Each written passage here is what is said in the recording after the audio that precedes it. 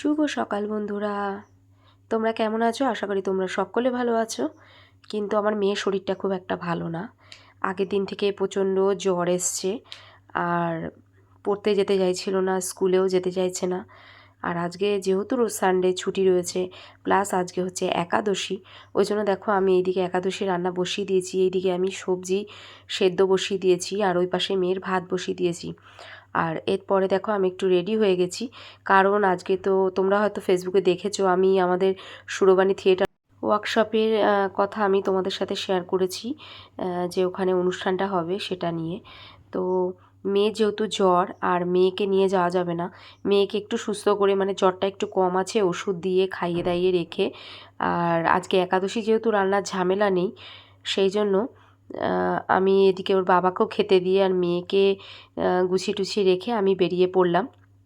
ওখান থেকে যেহেতু বারবার ফোন আসছে যে একটু আসার জন্য, কেউ না কেউ আসলেই হবে, তো যাচ্ছি আমি। আর যেহেতু আমিও নাটকের সাথে যুক্ত রয়েছি, সেই জন্য বিশেষ করে আমারও এই ওয়ার্কশপটা করা উচিত।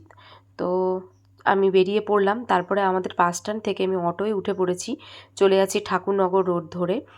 আর আমি যাব হচ্ছে মানে অর্থাৎ ওয়ার্কশপটা হচ্ছে ঢাকুরিয়া বয়েজ স্কুলে। তো এই দেখো আমি বেরিয়ে গেছি, টোটো করে যাচ্ছি।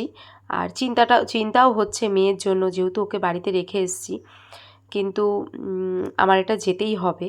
আর ওর বাবা যেহেতু রয়েছে, একা থাকলে আমি হয়তো ওকে রেখে আসতাম না, কিন্তু ওর বাবা যখন নাইট ডিউটি চলছে, ওর বাবা বাড়ি রয়েছে, সেই জন্য আমি বেরিয়ে পড়লাম। তো দেখো আমি ঠিক বেশ কিছুটা রাস্তা চলে এসেছি।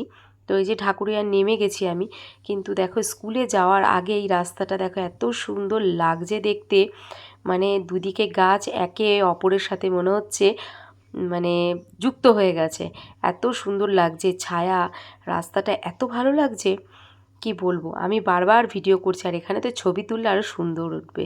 তো দেখো আমি যাচ্ছি হেঁটে, আমি পেছন থেকেও তুলছি ভিডিওটা, এত ভালো লাগছে দেখতে।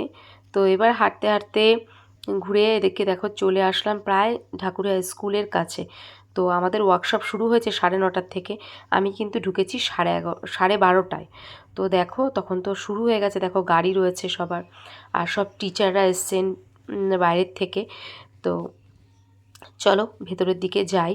আর স্কুলটাও খুব সুন্দর, একদম পরিষ্কার পরিচ্ছন্ন, একদম সুন্দর।